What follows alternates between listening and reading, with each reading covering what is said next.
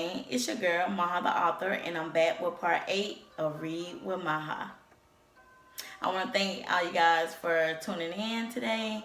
Thank you guys for staying with me through all the parts, part 1 through 7. We're almost to the finish line, you guys. We're almost done. Also, I want to thank Maha gang. Maha the author has reached over 500 subscribers, and I thank you guys. I'm so grateful. I love you guys who's been watching Maha the author for the beginning. We are over 500 subscribers, so y'all tell a friend to tell a friend. Again, we're reading from my book here, A Savage Love She Can't Deny. And we're on part 8. We're going to jump right in. Shantae.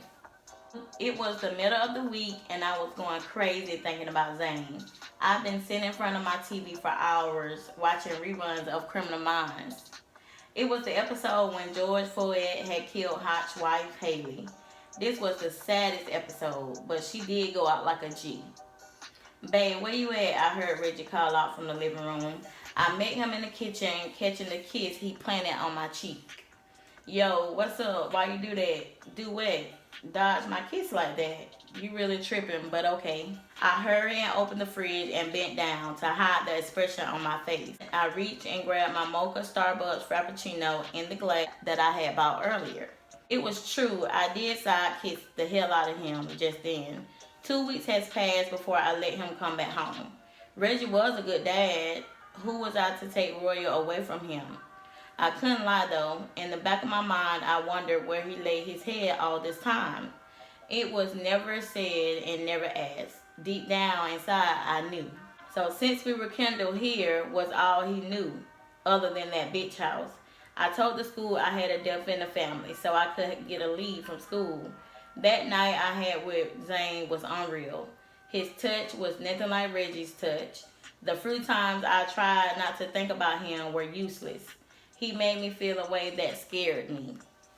Tay, yeah, damn, I yelled, snapping out of my trance Zane had me in.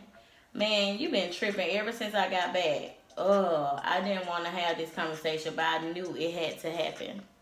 Okay, Reggie, give it to me. Let me know what's up, even though I know what I heard that day loud and clear. Alright, so Tina Mama was calling me every day to come see her. Shh, you ain't even with her ugly ass daughter no more. The fuck? I instantly got heated. I stopped his ass before he could even say anything else that would have pissed me off even more. Can I please finish? Hell no, you're full of shit. No way in hell I'm gonna be okay with this bullshit. Look, Tay, it wasn't like that. So how the fuck was it? I yelled. All I remember you saying was you still love the bitch. Again, I didn't say that. The hell you didn't. You know what? I'm good, love. I could feel the tears wearing up in my eyes. No, you know what? If you never showed up at the hospital and with Zane, we wouldn't even be having this conversation. Here you go again. Me showing up with Zane had nothing to do with what I heard, motherfucker. I walked out of the kitchen and into our bedroom. Going to the dresser, I pulled out a white gray outline crop top and mini skirt set. The top read gorgeous. I didn't bother putting on panties. I usually didn't wear any with my skirts anyways. My breast sat up, so I didn't need a bra. I slid my feet into my Adidas slides, and then I began to pin up my hair. I wanted to wear a cute scarf, so I chose the one I wanted while Reggie kept talking. I'm a motherfucker now, I see.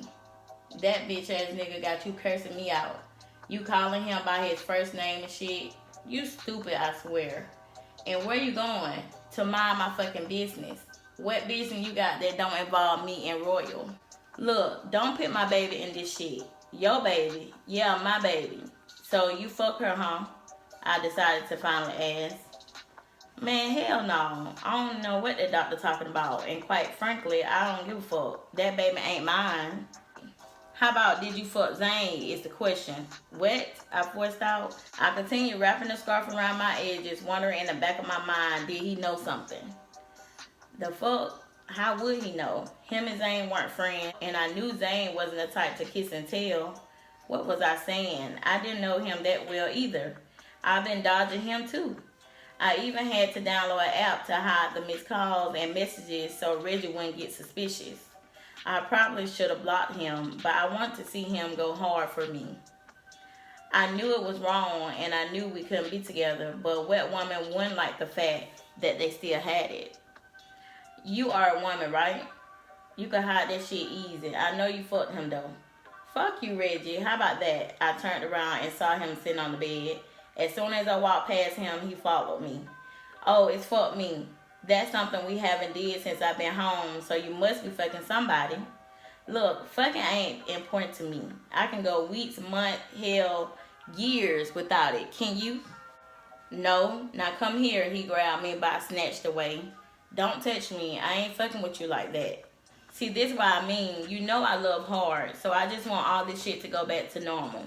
Not until I know the truth about you and Miss Crackhead. Until then, keep your lying ass mouth and lying ass dick to yourself.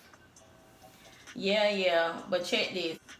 If I find out you and that nigga been fucking, you and him dead. Believe that, I heard him say as I walked out the door.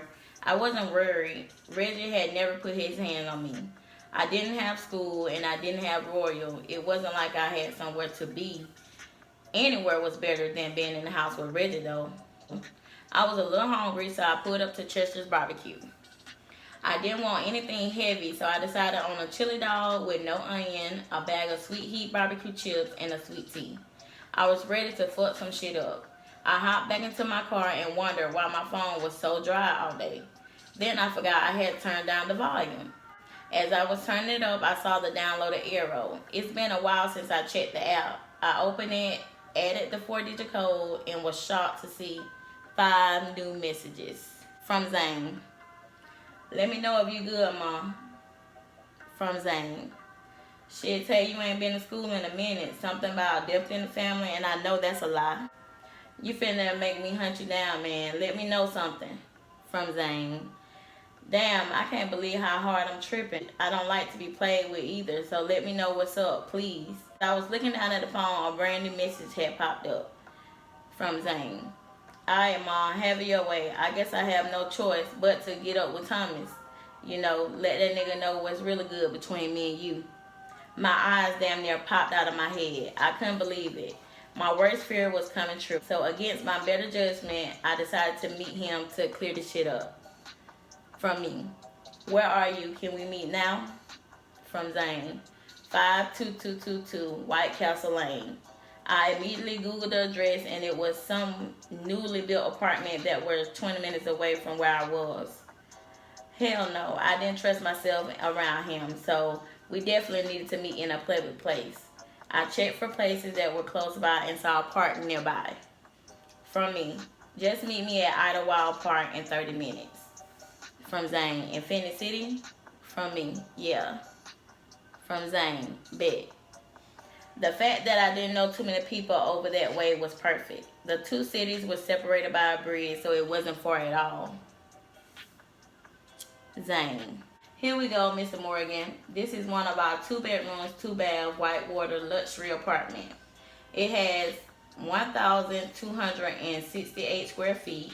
It comes with a full-size washer and dryer, as you requested, a farm-size kitchen sink with granite countertops, hardwood flooring is requested, stainless steel appliances, and an elevator access.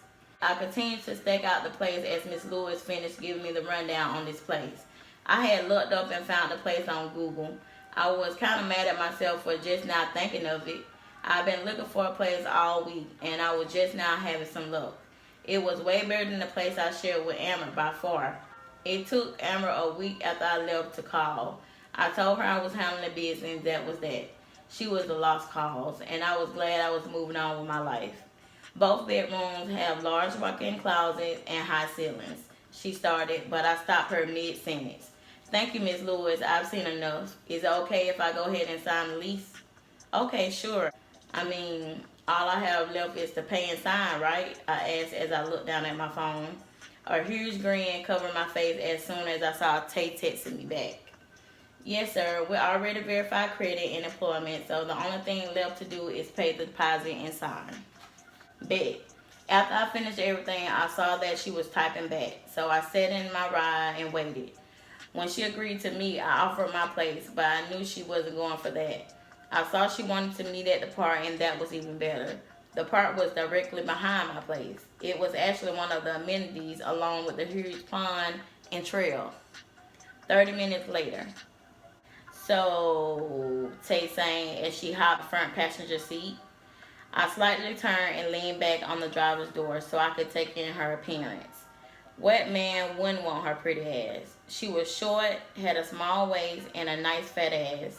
Her curly hair was shining as usual, and her complexion was smooth as cocoa butter. I didn't know if it was because I hadn't seen her in a while, but she was more beautiful than ever. Why are you staring at me? She finally asked. Just surprised you showed up, that's all. Well, what you expect when somebody threatens you and shit? So I threaten you? Yeah, you know what? I ain't even doing this with you. I shouldn't even came. She heard to say while she gripped the door handle to leave. I yanked her back, locking my lips onto hers. It took her a minute, but she eventually kissed me back. She eased back into her seat and then reached and grabbed the back of my head to deepen our kiss. Her lips taste so good and soft. I gave her some tongue action as I caressed her ass, pulling her up to me. She moaned as her breast pushed up against my chest. Her body was on fire and I knew it. I slid my hand down her hips and then down her thigh. Her body trembled with every movement I made. She finally pulled away from me for a brief second and stared me down. Our eyes connected before our lips reconnected. I then went under her skirt. To feel her bareness made my dick jump a little. She wanted this. She didn't hesitate to open her legs to let me in. I eased my index finger in and out of her wet pussy. She was soaking wet. I repeated the motion over and over and in and out. The feel of her gushy, wet pussy made my dick even harder. Her breathing had picked up as she gyrated her hips to match my flow. Oh my God, she panted out loud. My fingers were still buried deep inside her pussy. I took my finger out and began massaging her swollen clit. Why you stop? Oh, you liked it, huh? Zane, stop fucking with me. Yo, chill out and stand up for a second, I told her. She looked like she wanted to object, but she didn't. She stood up a little and leaned forward. What are you doing? She asked, anticipating my next move. I lay completely back on the seat. I reached up and grabbed her, and she immediately knew what was up. Are you serious? We're outside. Somebody may see us. You weren't worried about that a minute ago. Now bring that ass here. Okay, she uttered as I pulled her thighs a little closer. Her already wet pussy was now lined up with my lips. I then reached up and grabbed her hips and pulled her down onto my mouth. Ooh, she purred as I maneuvered my tongue from the bottom of her asshole to the top of her slit. I repeated that motion over and over until I stopped and focused on her clit. I started flicking my tongue across it as I began sucking on it.